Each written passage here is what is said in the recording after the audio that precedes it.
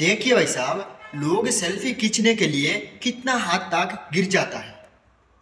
कब्र से मुर्दा उठा के उसी का साथ भी सेल्फी खींचता है। देखिए आगे क्या होता है। বরং কবর থেকে এক মহিলার কঙ্কাল বের করে সেলফি তুলল যুবক। ঘটনাটি ঘটেছে পূর্ব মেদিনীপুরের কাঁথির ১ নম্বর ব্লকের অন্তর্গত পশ্চিম শ্রীরামপুরে। সেই দেহের কঙ্কালই মাটি খুঁড়ে বের করে ওই যুবক।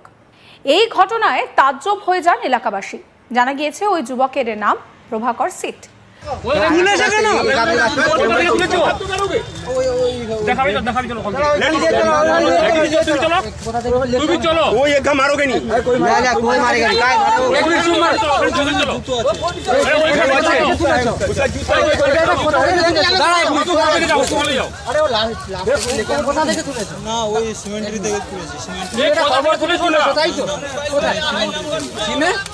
সিমেন্টের কবর থেকে তুলেছে।